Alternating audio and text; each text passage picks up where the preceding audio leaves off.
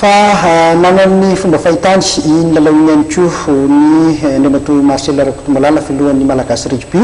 tamin'ity androan'ity namany ary fa dia mendrim-piderana ny lalao nataon'ny Baki madeteo aza izay faharesena izay ny andeha ary misotro araka ny tokony izy ihany koa ny fandraisantsika ny kanina fifanitsanana izany ho an'ny AIB izay natao teto amintsika. Tena marina zany nanao baolina mivoakely kanefa moa amin'ny mahalalao azy tsy maintsy misy ndresy tsy maintsy misy mandresy resy Senegal tsika efa nanao zay afara hery mihitsy mivoakely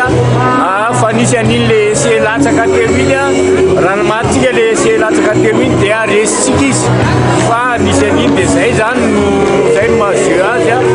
ary tsara ny zavatra vitan'ireo mivoakely reo tamin'ity zany raha fanatsarana ny hoe tanora zany no raisina zany satria dia 80% reny zany dia mbola voakely ary mino fa hitombo famatorana hitombo koa mivatan'ireny voakely reny satria raha ny jeritsahatsika dia somary kelitsika teo amin'ny resaka vatana zany kanefa ny misy manantena fa hiakatra andreo vanikely reo zany ary dia ho tsara koa ireo amin'ny herintaona zany ary misy manantena mihitsy fa tonga dia hiakatra amin'izay groupatsika dia hanao ny éliminatoire amin'ny izy andeha amin'ny coupe du monde amin'ny 2018 zany coupe du monde zay atao an'izao amin'ny 2019 ny zavatra tiako marihana kely zany dia coach koa zany mila miteny tsara ny voakely satria fa mena consigne tsy mila mitakosokosona satria vaventy zareo nefa mbola misy ihany le mitakosokosona zany dia zay iny no hitako hoe lesika kely teo fa raha ohatra tena nentina amin'ny azakazaka hatramin'ny farany reny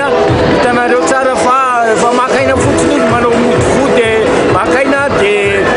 maka sofla kely zay foana ny stratégie any keo dia rehefa mahazo any dia manosika be fotsiny tsisy afa-tsy zay izy any keo izany atsika resena tsara reny fa tsy hoe tsy azontsika resena ary eto dia mampatsiahy kely fa marina fa vita teo ny kanina eo an'ny senior lehilahy zany fa raha pitsolo alatsinainy zany dia andeha ny vehivavy andeha hiatsika ny éliminatoire ny Jeux olympiques zay atao any Dublin zany hoe tafita ao anatin'ny telo sangany aty Afrika ireo vehivavitsika ireo zany mifanindrana amindreo any amin'ny continent